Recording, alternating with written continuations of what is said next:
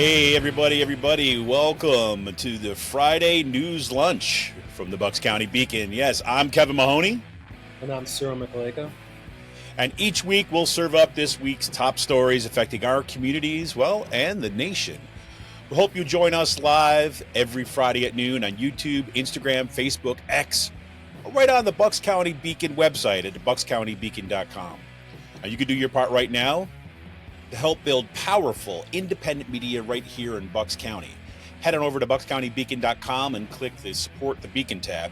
Become a monthly supporter for as little as $5 a month, or make a one-time contribution, or what the heck, become a yearly subscriber. You can kind of drop right in.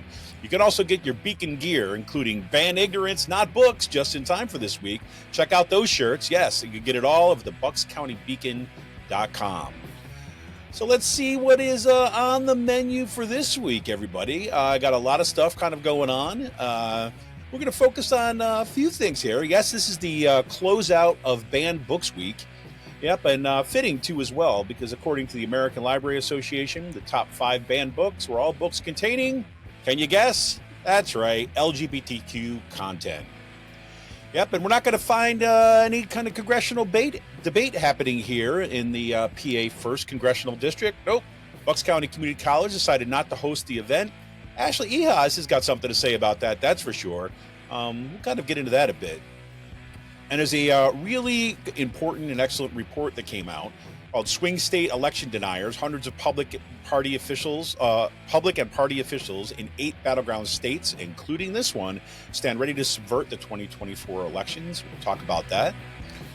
And yes, we saw the Souderton School Board continues to find demands for the resignation of Bill Formica. Oh, I don't know why. After lewd comments to the Kamala Harris and being an all-around, I don't know, proto-fascist. I mean, maybe that's a good idea, a good way to get him off the school board. I don't know. But those calls have not stopped, and they try to exclude some people by moving the venue to a smaller venue, to its original venue, and to checking IDs at the door. What is going on here? And of course, I'm sure you've seen the news. Last night, Hurricane Helene slammed into Florida's Big Bend region. It was a powerful Category 4 storm, rapidly intensifying from a Category 1. And why? Well, you guessed it. Heated waters in the Gulf Coast, right? The effects of climate change.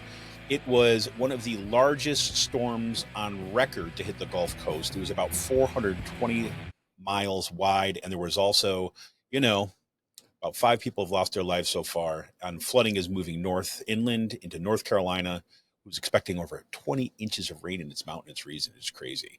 Oh, Cyril, what am I saying? My mouth is not cooperating this morning. Cyril, what's up, man? Feeling a little feral. No. A little feral. Feral Cyril. Not too much. Doing good, as you just kind of ran through, a lot going on right now. But good to be back. Yeah, I feel like there's a lot going on, and it's I don't know if you have this sense too as well. It feels like the floodgates have not yet burst, right? It feels like we're still in this. Well, at least I feel like I'm waiting for some of the worst aspects that we're going to see this election season kind of show up. And again, obviously, I'm hoping that's not going to be the case.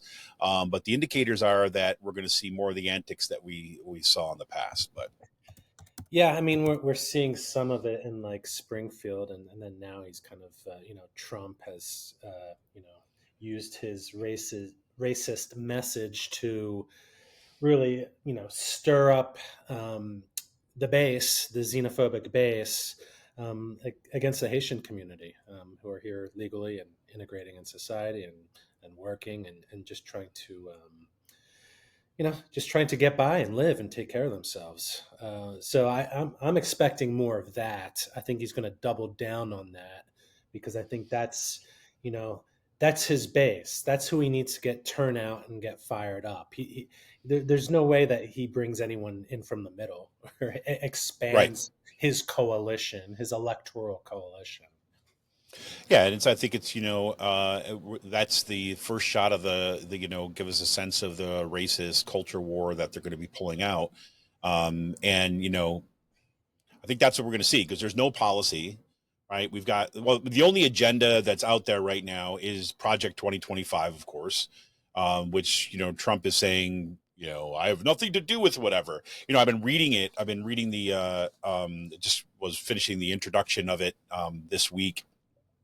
And what's really fascinating about it is it's super explicit and clear as day that the goal of this is to lay out the agenda for the incoming president. I mean, it's right there. Now, Trump could say, "Well, I didn't have anything to do with it." I'm like, I wouldn't expect Trump to have anything to do with it. Why? Because he's an idiot, right? I mean, he's got no I mean, he's he's a media monster, and that's all he is.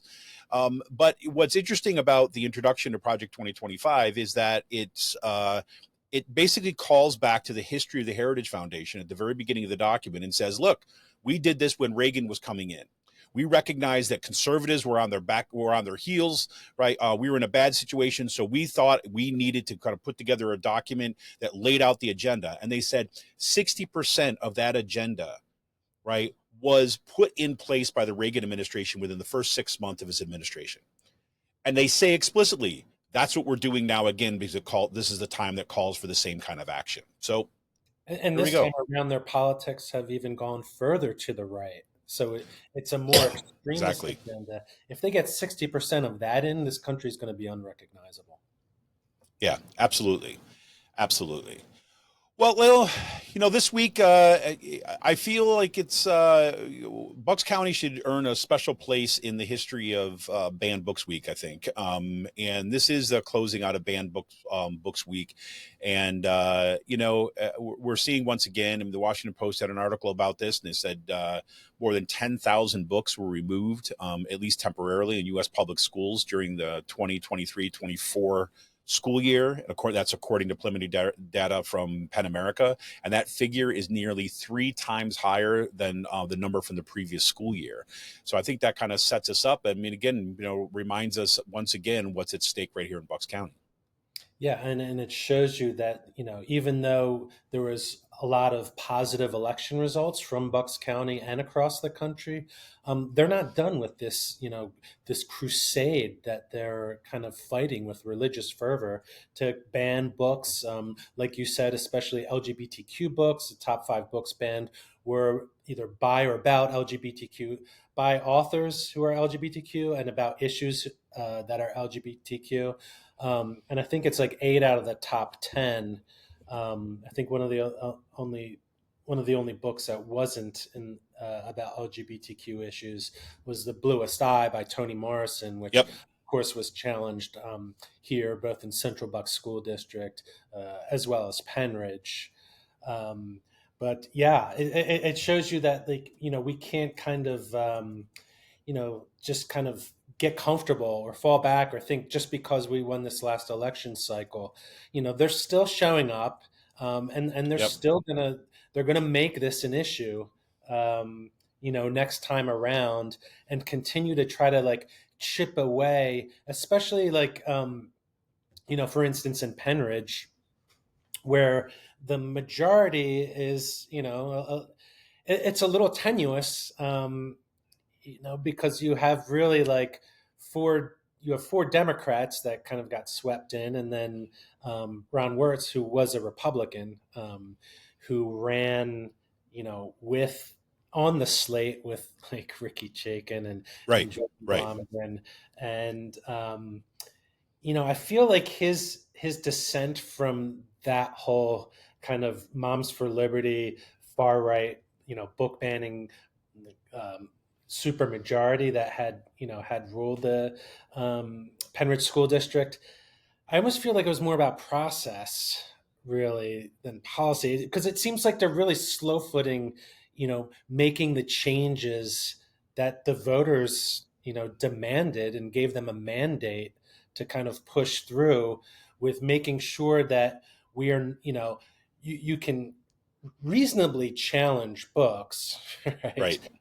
If you read them, but there has to be a good process, right? And you're not leaving it to like the the Jordan Blomgrens or the Kim Badillions of the world, of the district, to judge and ultimately determine these books, because there's still books being pulled in Penridge. That's just, unfortunately, it's still happening. Yeah, I actually had an opportunity to talk with the librarian about in the high school about some of this. And what's interesting is that she even said she's new, right, and was even saying, look, we're the context is that the difficult thing now, given the context, is that libraries normally will go through the a process of like culling books and things like this, but usually what they're doing is they're kind of getting rid of books that are torn or things that is incredibly so out of date that it's like irrelevant and nobody's using, and you're making space for more kind of current books and things like this. So we just chatted for a little bit, and then we kind of like walked around and just looked at the different stuff in the library. And there's literally in the section on kind of like literary criticism, right? There's like volumes and volumes and volumes of stuff from like the 1940s and 50s, right? Which is like you just flip through this stuff and you're like, how about this? How about you move this stuff into storage, right? As opposed to the things that is actually necessary for our kids. Which are probably just like filled with dust because they haven't. Totally. Yeah. Yeah. It's literally, I literally did this. I picked it up, and my wife and I were there. I picked it up and I was like, I wanted to say, hey, look at this. Kind of like blow the dust off of it. It was crazy. I mean, but the good Um, news is that a majority of Americans are against book banning and right. censorship. Like that's it. As long as people are paying attention, as well as the Democrats or the non-book banning candidates are actually kind of like following through with their promises, then we should school districts should be in good shape. But like you said, 3 times more than the previous school year, this last Right. school year. That's awful. And as we're seeing in the the other side of Pennsylvania in Lehighton, there's a Moms for Liberty dad on the school board, who they're trying to restrict access to books, essentially because of the like pink scare politics, like Yeah. LGBTQ panic and anti-LGBTQ panic and politics, because he thinks that um, like Trump, that kids are going to school, reading books, and then coming home with sex changes, right? I mean, that's essentially what he said, at a meeting last month. Um, and so that community now is just kind of they're doing what the good folks in Penridge and Central Bucks are doing now, just really trying to organize the grassroots to kind of confront and hopefully kind of blunt and stop these pro censorship actions. Yeah. And once again, it goes back to the important lessons that again, we learned right here in Bucks County, pointing to exactly what you're talking about. I mean, it's one thing to say that majority of Americans are against book banning, right? We know that, right? But book banning doesn't normally happen like from like the president of the United States making a big announcement on all the major networks that they're going to ban books, right? It happens in our localities, in these places where people are paying the least attention most of the time. I mean, that's just kind of one of the realities of the way that our politics works. And again, all the more reason, all the more importance of the work that the Beacon has been doing, right, and the work that organizers and these different communities have been doing, to really bring to light the like almost like the mechanics of what's going on in the school boards. I mean, people learning in such a rapid, like like in a rapid way, like when the agendas are coming out, what the rules around this are, how those bans, what are the actually kind of what's a legitimate kind of like removal of books from the library because of old age or something, all these rules that most people don't pay attention to because most people are out living their lives. But again, without local reporting, without local folks following this stuff, nobody's ever going to know, and then other communities can't benefit from that. So I mean, but we're going to see it. I mean, the fact that we can kind of breathe a little bit of a sigh of relief right here for some of the victories, but it keeps on going, right? It's not going away. No, absolutely. And another thing to keep in mind is, our state elections are very important because, as we've seen in like Iowa and South Carolina and Utah and Florida and Tennessee, Republican-led state legislatures are passing bills in order to kind of grease the wheels and make it easier for books to be banned, whether it's in school libraries or actually public libraries, right? I mean, I think, according to the American Library Association, 39% of censorship attempts took place in school libraries, but 54% in public libraries.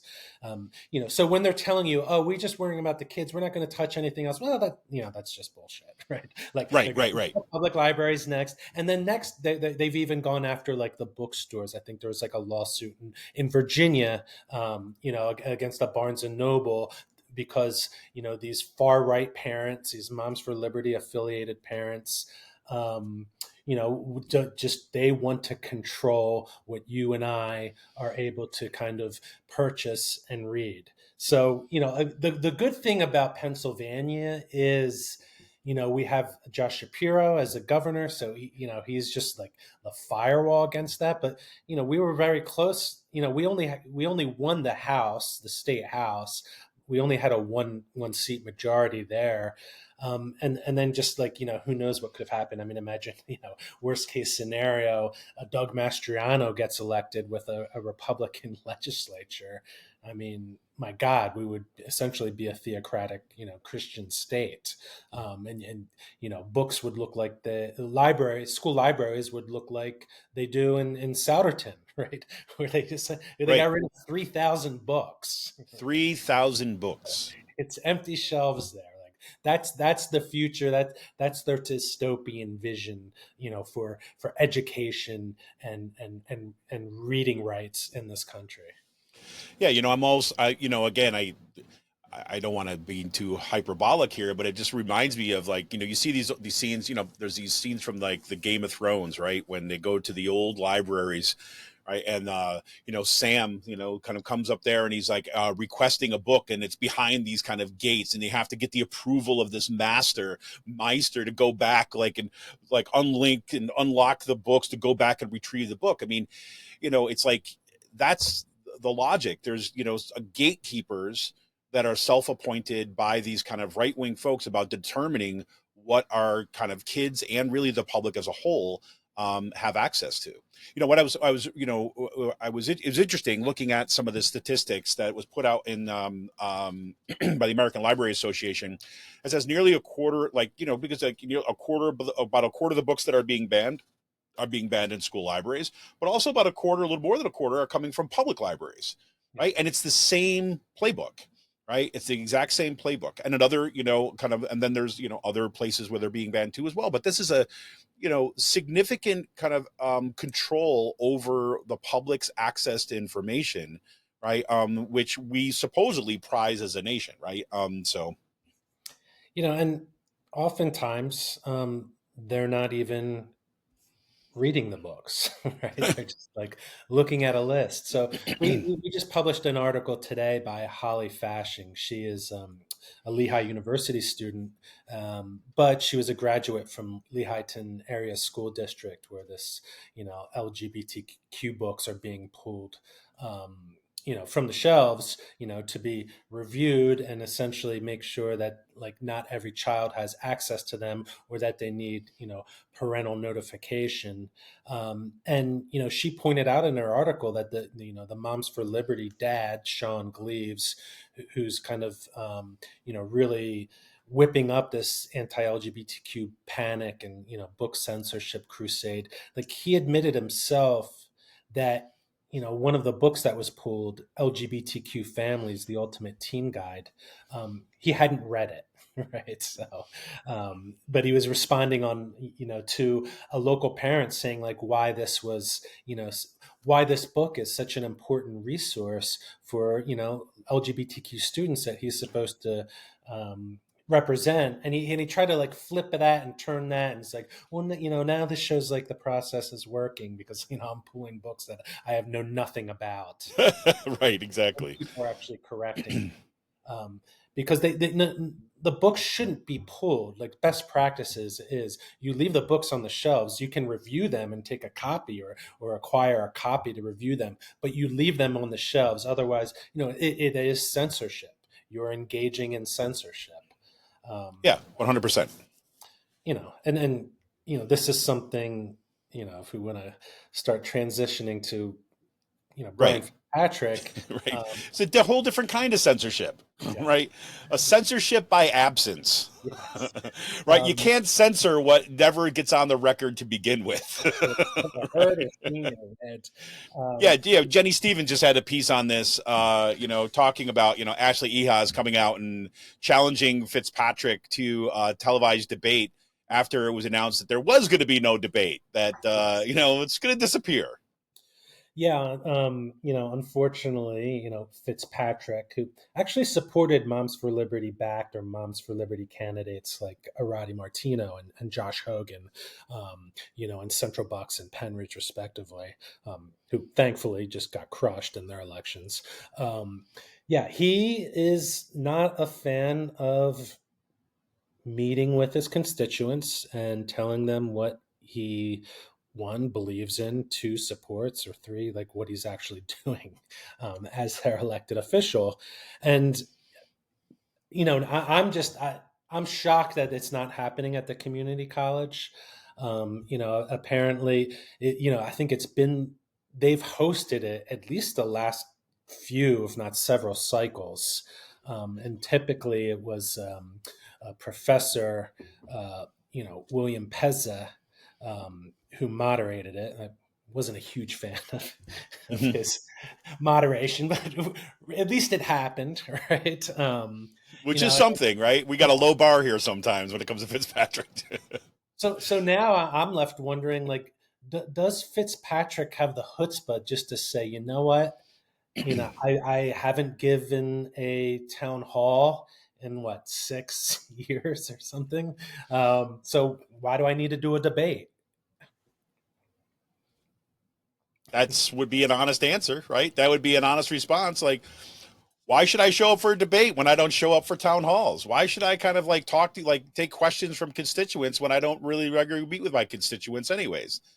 And then the thing he has in his corner is like, a mainstream media that won't kind of challenge him, engage with him, let alone call him out on something as egregious as not holding town halls, not holding debates, never mind just kind of reporting on his voting record, which, you would think that Gannett, USA Today networks, Bucks County Courier-Times, and Intelligencer newspapers would do, but they don't, right?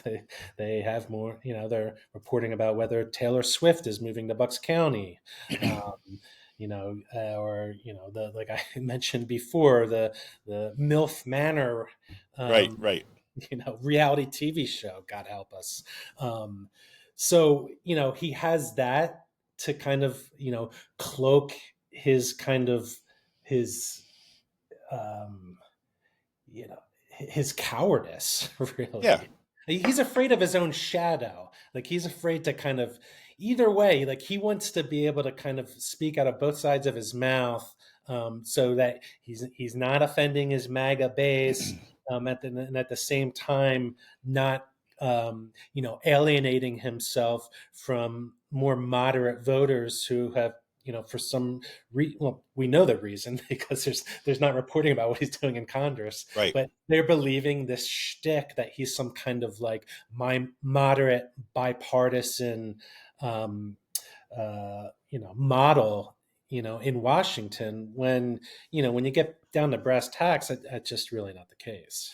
No, you know what? And I'm not even going to give him the out by saying that he's a coward. I'm not even going to give him the out that he's saying he's afraid, because I think it is a direct strategy to manipulate public opinion through kind of the absence of any kind of serious questioning about what the record is. You're right. You're absolutely right. I mean, it is a PR management strategy. And I think that, that is the one thing that I will always say about the Brian Fitzpatrick and that team, is that's how they run their campaigns. It's by consistent, always on PR management.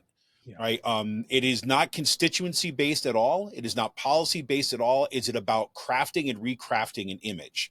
Right, and then it becomes like and I think that feeds back into and why you got so much like huge money behind Brian Fitzpatrick and that kind of PR machine, right? Is because it also has kind of like add-on effects to Bucks County Republicans, right? Because basically what it does is that if you can maintain that PR image of this guy, right, who's this moderate, it maintains an image by default of the Bucks County Republican Party that says that, yeah, see, we're this kind of moderate thing like Brian Fitzpatrick. That's all they have to do is point to him, right? And then they never have to answer for what the consequences of their policies are. They never have to kind of actually do that.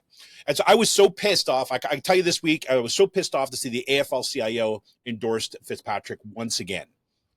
Right. And I think, and again, and then what happened, like, I seriously, I passed by one of these big signs, right, up in Allentown. It said like AFL-CIO. I pulled over to the side of the road, got out my phone. I wanted to make sure that wasn't just another lie. Because we talked about this last week. I talked about this with Emily, right, about his consistent lies about, here's these people who kind of support him when it's never true.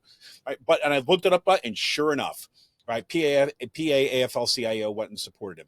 And I don't know how you can consistently do this. But I know how. It's like, if you can convince people that, like, okay, this guy is going to be less bad on labor issues, or you can be the less, bad, and, he's not going to kind of vote against all the time. I'm like, but this is not engaging with the dude's record, right? As long as he helps maintain a majority in the kind of the U.S. House of Representatives, we are going to continue to see anti-labor legislation. I mean, period. I mean, I would love to get someone on the Pennsylvania AFL-CIO to come on the show and explain themselves. Maybe we can try to shoot for that. Get the state of labor in Pennsylvania and have the AFL-CIO join us and ask them, like, what is it that you're exactly doing, right? How is this advancing labor's cause?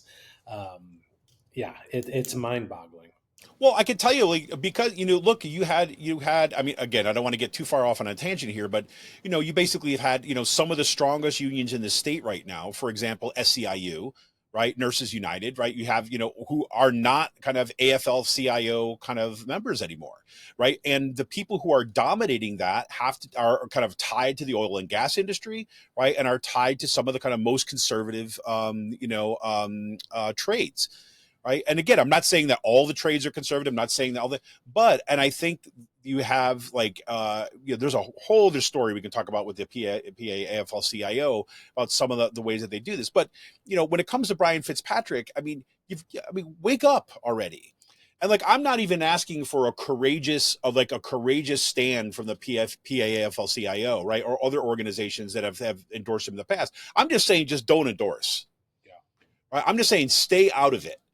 Right. Because if you're not going to stand up and kind of stand behind your members and labor as a whole, okay, at least recognize that it's detrimental, right, to the long-term progress of labor to go out on a limb and support that dude. But whatever, a diatribe done. Yeah, well, I mean, maybe if we had a debate, the debate moderator could kind of ask, penetrating questions about his record with regards to labor, Exactly. with regards to women workers and their reproductive autonomy, which plays directly into their kind of autonomy as workers as well. But I don't know. Do you think it's going to happen? Do you think No. he's going to debate? Or maybe I could see him like, saying like, yes, but I want like Dom Giordano and JD Mullane to moderate it, like something Yep. ridiculous like that. Let's have Sean Hannity come to Bucks County and moderate the debate for me. It's sad, and it's really sad. Again, like the Bucks County Courier-Times, if they had any kind of like journalistic integrity, any kind of investment in the community that they're supposed to cover, you would think that they would, one, cover this, right, and two, maybe have an editorial, from the editorial leadership, just lambasting Fitzpatrick for running away from debates. We shouldn't have just one debate, right? I mean, really, we should have at least three. Yeah. 3 Right. debates leading up to the election. Or how about this? How about actually saying the Courier Times Intelligencer are going to host a PA01 congressional debate, Hmm. right? We are going to get a venue kind of on these dates. We've invited both candidates to come here and splash it all over their editorial page on their front page and say, we've reached out to both campaigns. Here's the letters that we sent to both campaigns to come up. And we got to have this because we think the voters in the Bucks County deserve to have a full airing of the issues in this important election, right? That would be like a no-brainer if I was the editor of a newspaper.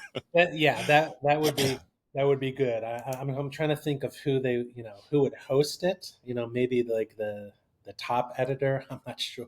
I can Um, say we're gonna have to call Chris Ullery back up and say, Chris, listen, we'll get you over here to moderate the debate.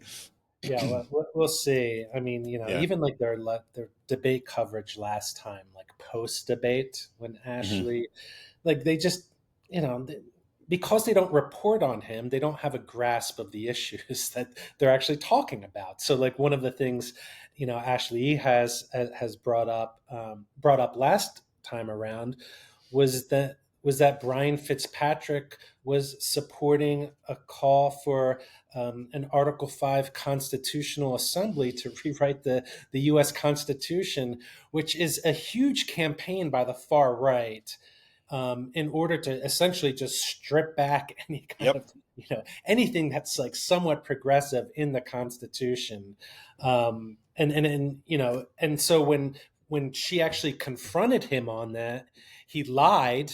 He just said he wanted this. He was just supporting a balanced budget amendment, which was just bullshit. But because the Courier Times reporters don't cover what Fitzpatrick is actually supporting, sponsoring, or passing in Congress, they didn't even have the wherewithal to say, actually, he's lying about this. Right. Yes, he, like, Steve Bannon, and what's that? The other guy on the Fox News, Life, Liberty, and Levine, him and Oh the far God. right, like he is.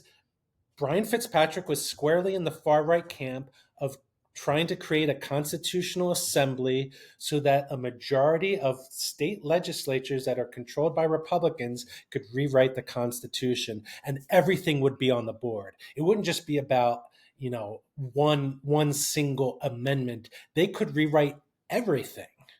That's um, you exactly know, right. and that's something that we covered. At the Beacon, I wrote a few articles about it, and actually interviewed former Senator Russ Feingold, because he had written a book about this whole movement, critiquing it. But unfortunately, the Courier Times, or the Bucks County Herald didn't think that was newsworthy. Nope. Not at all. I mean, little matter like that, Cyril. I mean, come on. Yeah, People got like, MILF Manor to watch. I mean, come yeah, on. exactly. Right. It's crazy. Well, so we'll keep our eyes on this. I mean, this will be something that would be great to see. And I'm it's going to be I think a long-term project here. I mean, hopefully that we're going to get some traction. I mean, Ashley Ehasz is doing just like a stand-up job about doing the door-to-door work, going out and doing the campaigning. What I said when I was talking with Emily last week, we were saying, look, she made a determination early on that she's going to stay like past last race, right? She's going to come back and come at him because like that's part of the challenge, right? About breaking through that kind of PR, sheen that Fitzpatrick has, and being able to have that name recognition of someone who's kind of been in this community is kind of and raising, the alarm really about Fitzpatrick's record and what's at stake in this election. So pretty crazy. Yeah, that guy, the way that he gets a pass on things is astonishing to me. Yeah, yeah, Um, it's a gift. yeah. Well, speaking of getting a pass on a lot of stuff, like for example, the entire Pennsylvania Republican Party. There's this new report that has come out called "Swing State Election Deniers." It's hundreds of public and party officials in 8 battleground states stand ready to subvert the 2024 elections. And it documents about 239 officials in about 8 key states, including Pennsylvania, who were election deniers who were actively part of the attempt to put forward this false elector scheme. I don't know what else to call it, right? For the last election. And now in Pennsylvania has got a significant number of folks who are running for election, right, or in office, who are leading this. So, I mean, what's like? Let's get into this for a sec. Sure. I mean, and let's just, I just want to let listeners know that this report was published by the Center for Media and Democracy. Thank you. Yeah. Which is a great group out of Wisconsin. So that's exposed by cmd.org. But yeah, I mean, right here in Bucks County, again, we have a fake elector, right? From the 2020, Pat Poprick, the head of the Bucks County GOP, right? On December 14th, 2020, she, along with 20 other Republicans, signed a letter, essentially challenging the results of the election. And, for the head of the Bucks County Republican Party to do this. Yeah. And again, maybe I'm beating a dead horse here, but it's been 1,383 days since she signed that letter and announced that she is a fake elector for Donald Trump's, campaign to overturn the 2020 election. 1,383 days, and the Bucks County Courier-Times still hasn't reported on it. Right? Like, how does that happen? And then maybe it got to a point where it's just like, God, it's been so long. We kind of look like idiots, like doing it like 2 years later. Oh, by the way, we missed this huge story happening.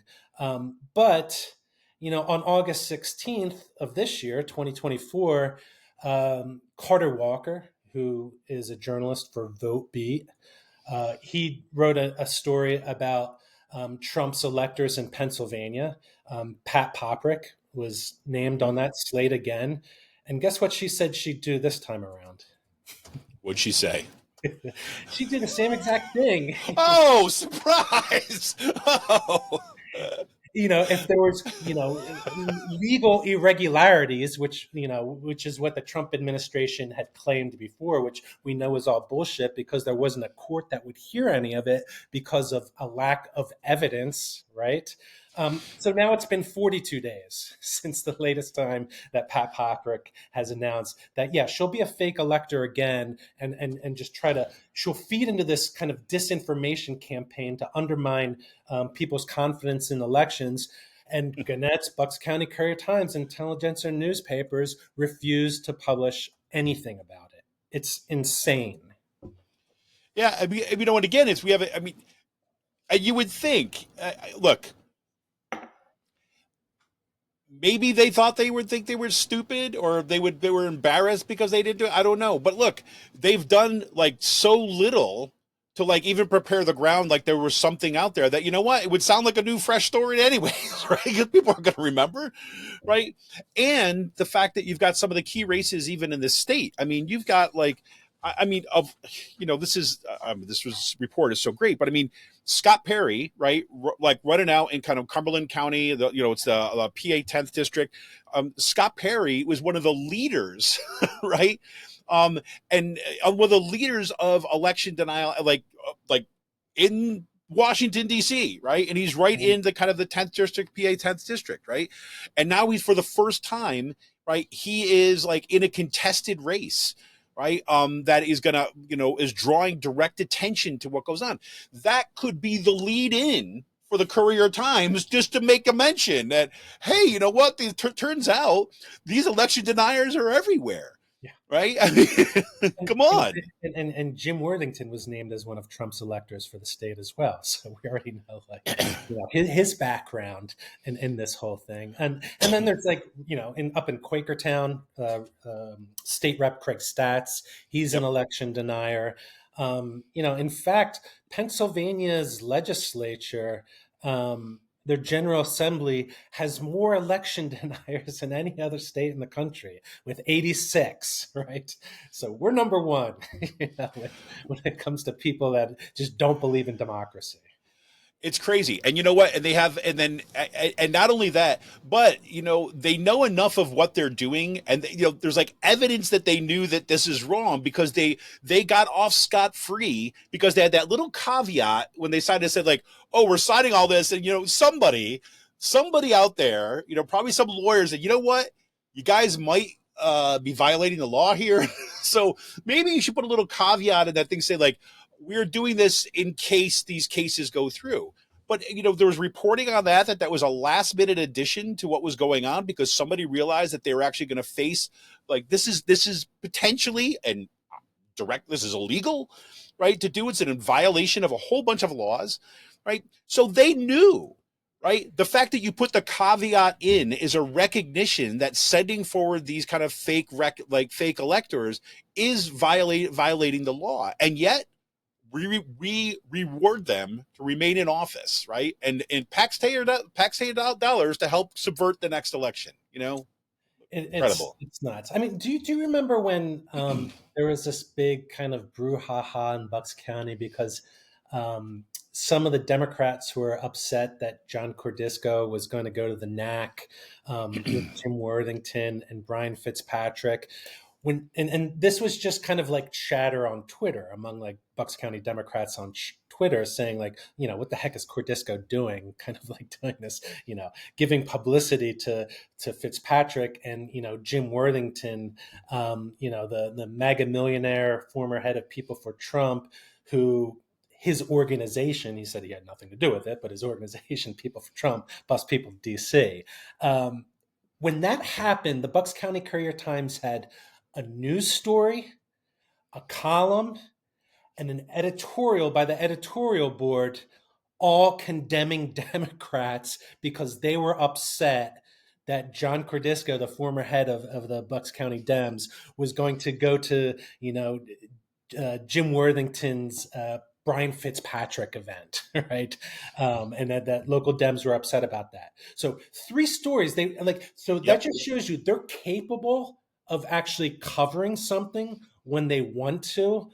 But, I think for me, it's just an illustration that there's this kind of like, institutional conservative cultural rot that dates back to the former leadership of the newspaper, with Shane Fitzgerald, who was the former executive editor, and then John Anastasi, his right-wing opinion page editor, who's now the editor of the Bucks County Herald.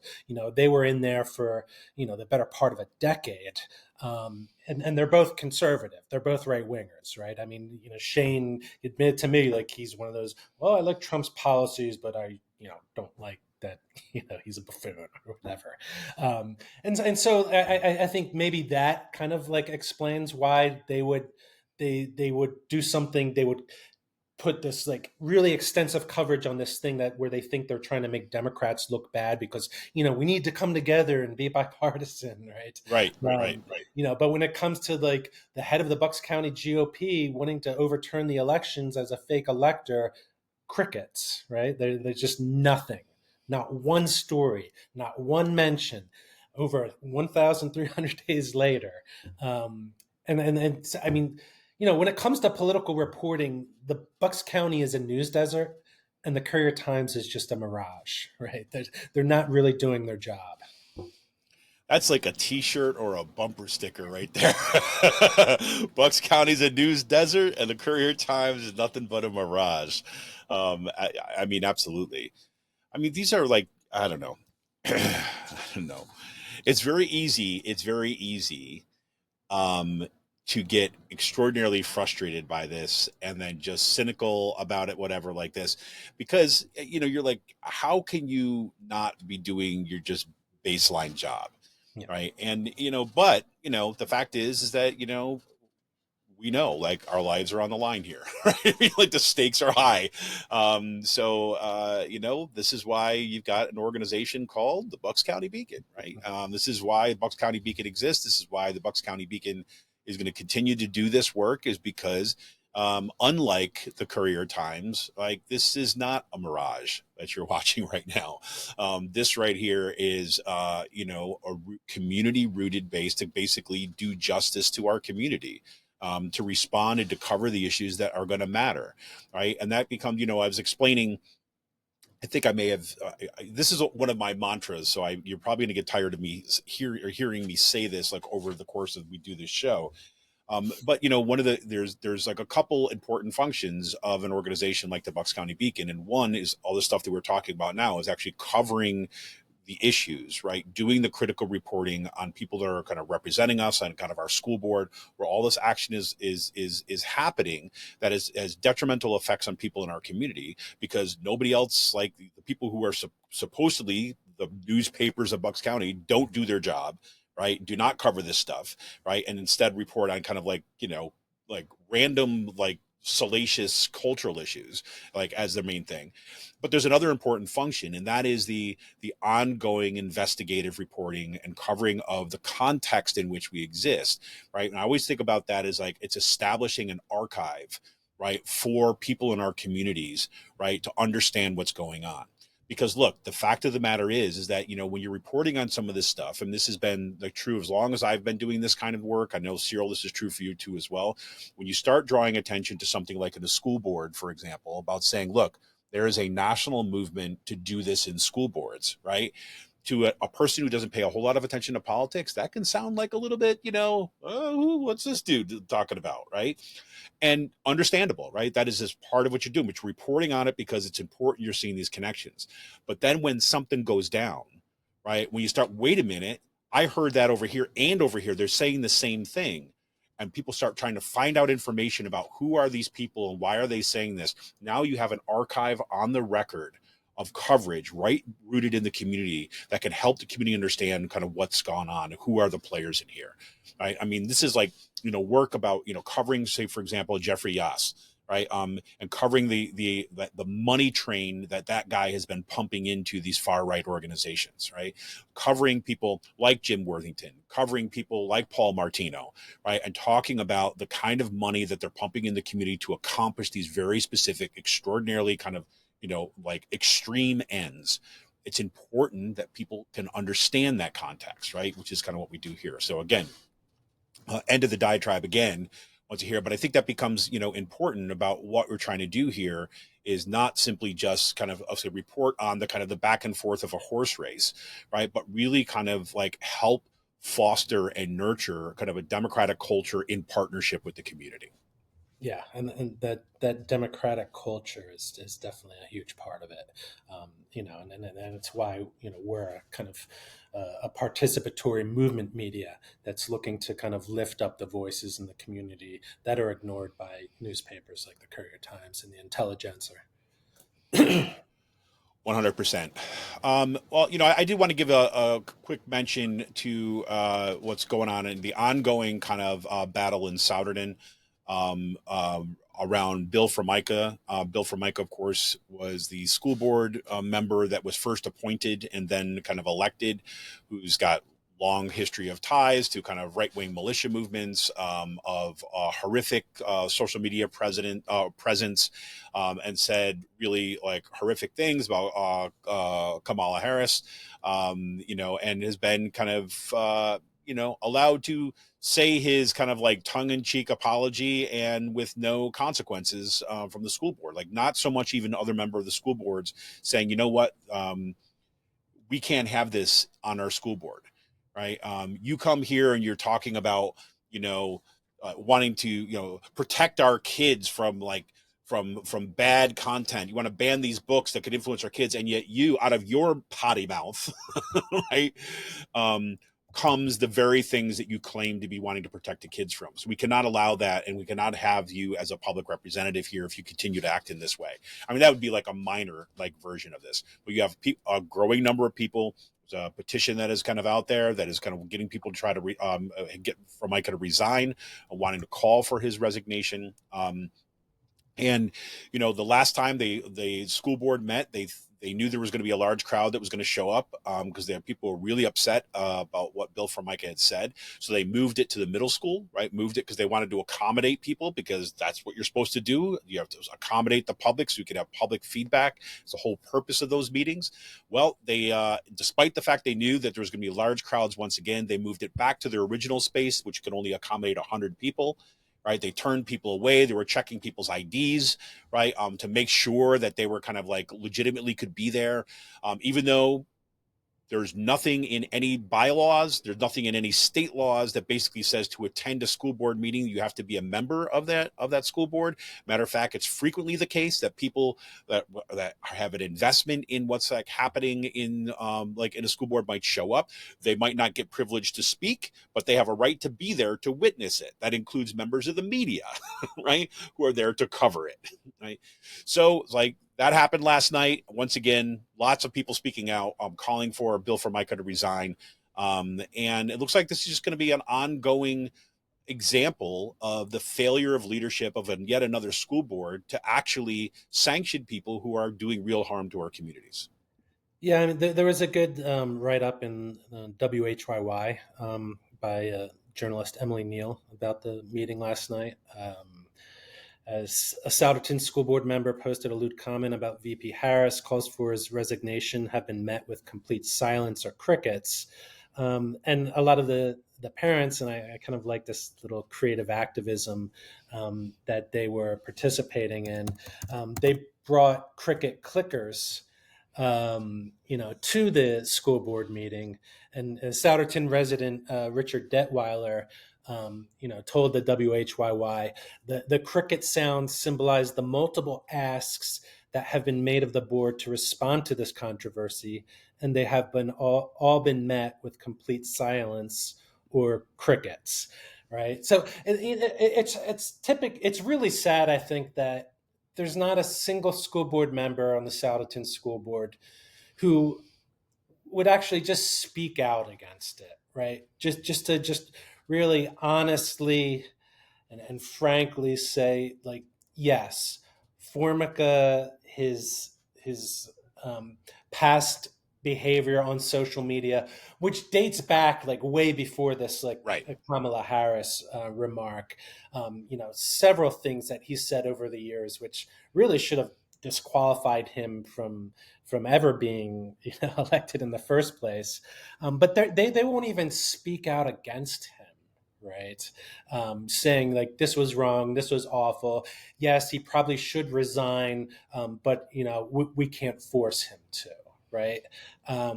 So unfortunately, I don't think anything's going to happen, right? There's just, but people should still keep bringing it up, and until they get answers from these other school board members, because we should know, the residents there in the district, in the Souderton area school district, where supposedly character counts, need to let us know what kind of character they have, and whether or not they're just going to actually call out his racist, sexist, and misogynist remarks, and his non-apology.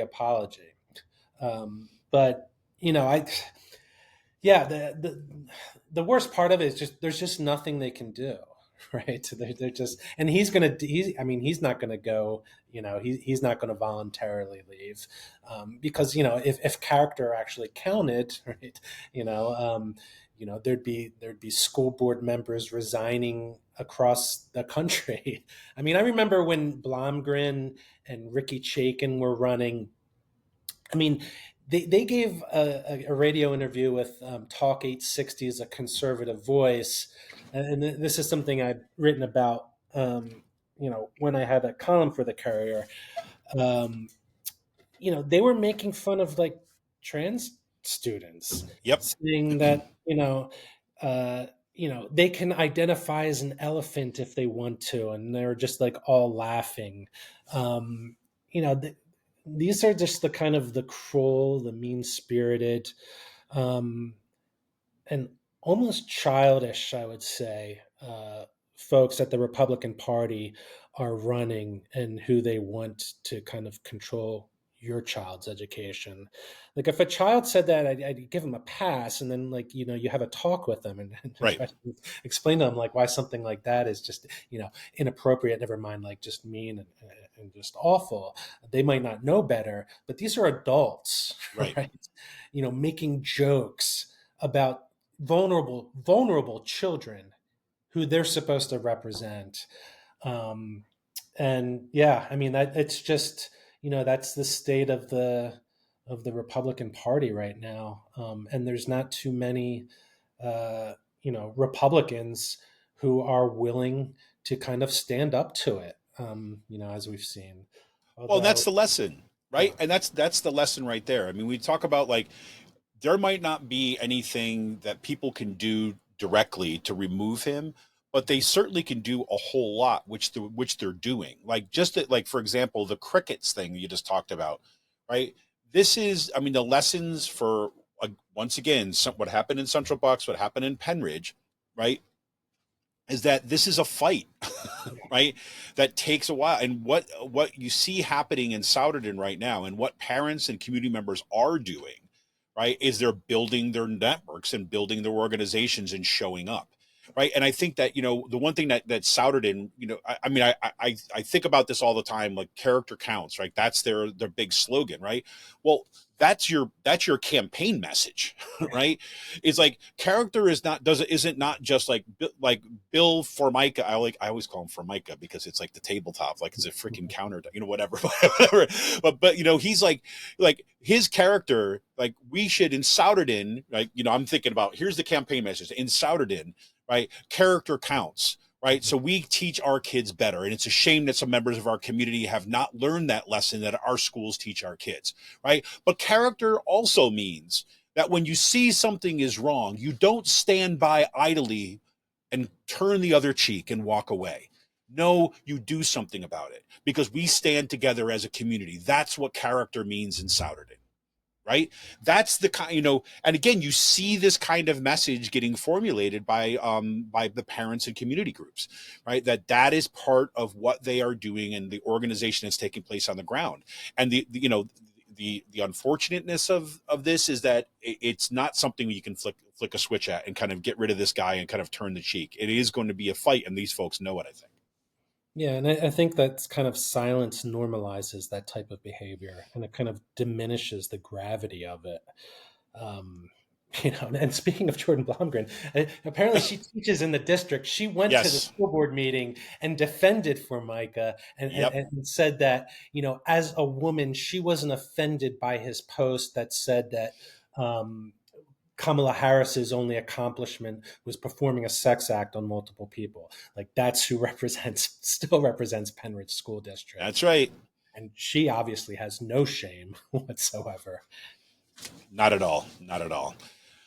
Pretty crazy.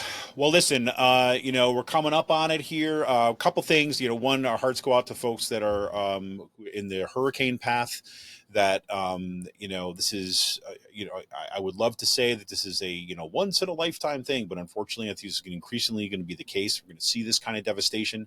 I saw a post this week on social media that got right to the heart of it. Is like, imagine if we didn't have the National Weather Service. Right? Like one of the organizations that something like Project 2025 is seeking to get rid of, right? Or turn into a for-profit venture. So the only way that you can get the accurate weather is to pay some for-profit corporation.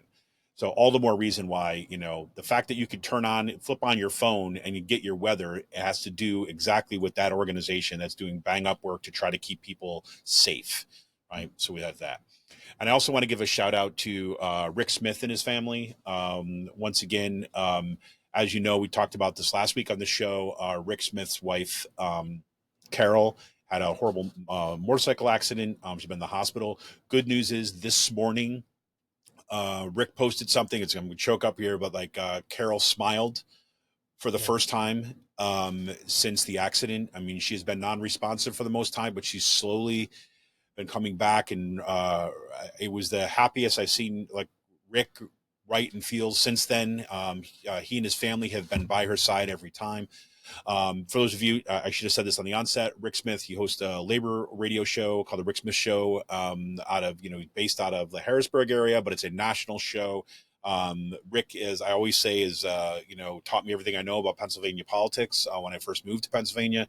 I love Carol, love his whole family, I love Rick, and I just want to say, our hearts are out with you, Rick. We're sending you all the kind of like love and hope and prayers your way to make sure that Carol Strong hashtag comes through and she pulls through and you can have her back. Yeah, Rick, we're definitely pulling for you and Carol. 100%. Well, everybody, listen, it's another Friday gone by. Oh, look at that. Lunchtime's over, unfortunately. But it is the weekend coming up. So we hope that if you're listening to this in the middle of your day, that you're looking forward to the weekend. Looks like it'll be a little rainy in these parts, but not too bad. And we wish you all a fantastic weekend and the week ahead. We'll be back next week once again. And man, more power to all you out there fighting a good fight every single day, right, Cyril? That's right. All right. Have a good weekend. All right, everybody, take it easy. This is Kev Mahoney, and for Kev Mahoney and Cyril Michaleko, we are here once again for here this happens again. Everyone even know what goes on. Hold on a second, everybody. We seem to have a little bit of an issue here with the playback. There we go. That's what I'm looking for. All right. Now we can start the weekend. That's it. All right, everybody. Have a good one. We're out of here. See ya.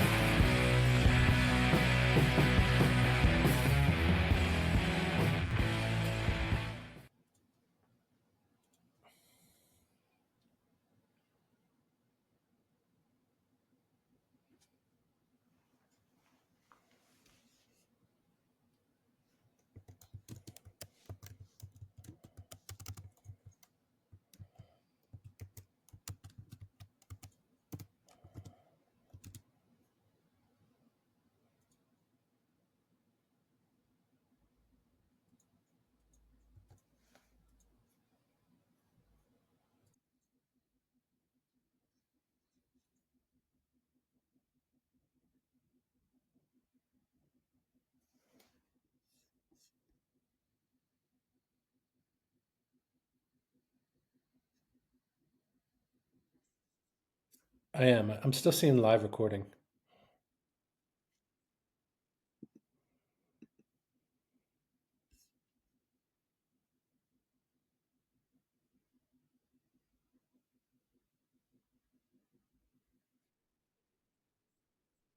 Okay.